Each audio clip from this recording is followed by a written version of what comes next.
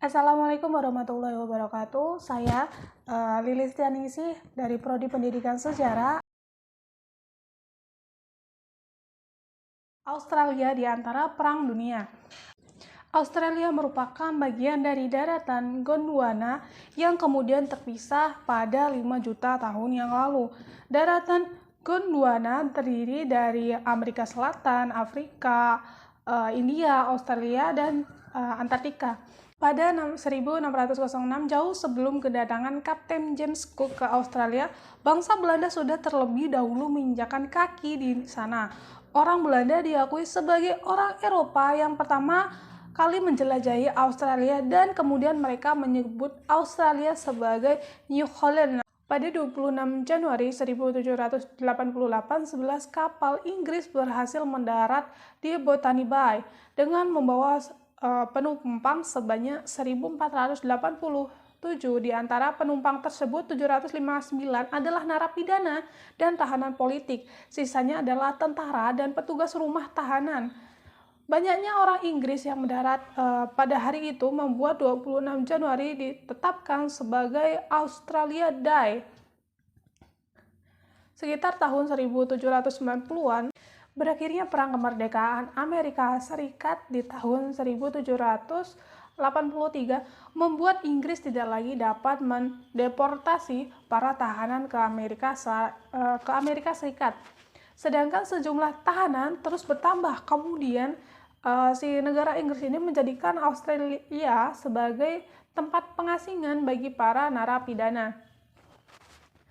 Nah, pada 26 Januari 1788, tahun 1790-an, pemukiman bebas mulai berdatangan, yaitu warga sipil yang bukan narapidana bermigrasi ke Australia.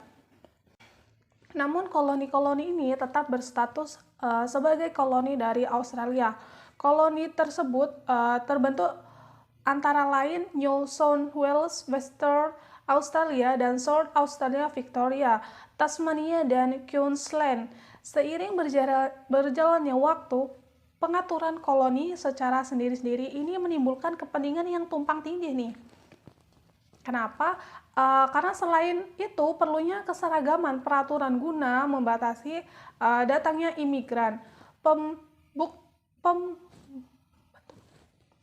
Pembentukan pertahanan keamanan Australia dari negara-negara besar seperti Jerman, Rusia, Prancis, dan Jepang yang sudah menampakkan ancamannya dengan mendirikan koloni-koloni di pulau-pulau dekat dengan Australia. Dan perlunya bangsa Australia memiliki rasa nasionalisme terhadap jati diri bangsa. Kemudian pada akhir abad ke-19 diadakannya konferensi untuk membahas penyatuan koloni. Hingga tahun 1900, pemerintah Inggris ini mengeluarkan undang-undang untuk mengesahkan konstitusi Australia. Pada 1 Januari 1901, konstitusi ini itu mulai berlaku. Nah, untuk materi yang kedua, yakni antara Australia di antara Perang Dunia I dan Perang Dunia II. Australia membantu Inggris dalam melawan Jerman beserta sekutunya dalam Perang Dunia I yang berlangsung pada tahun 1914 sampai 1918 dari kawasan Pasifik Angkatan Laut Australia yang didukung oleh 2.000 pasukan untuk melawan Jerman yang berkedudukan di German New Queen hingga menyerah pada bulan September 1914. Hal ini merupakan pengalaman berharga bagi Angkatan Laut Australia dalam Perang Dunia I dengan memburu 7 kapal perang Jerman yang diketahui berada di Pasifik. Hal tersebut diungkapkan oleh Siboro pada tahun 2012. Kemenangan Angkatan Laut Australia ini menimbulkan rasa bangga dan menyadari bahwa Australia pantas untuk sejajar dengan negara lain. Namun, si Australia ini juga pernah mengalami beberapa kekalahan bersama Inggris dan sekutunya saat melawan Turki untuk merebut wilayah kekuasaan Turki. Pada tanggal 25 April 1915, pasukan gabungan Inggris, Prancis, dan Australia beserta Selandia Baru mendarat di semenanjung Gallipoli, si Turki yang saat itu merupakan salah satu negara terkuat di dunia bersama dengan sekutunya berhasil mengalahkan Inggris dan sekutunya, termasuk Australia di dalamnya.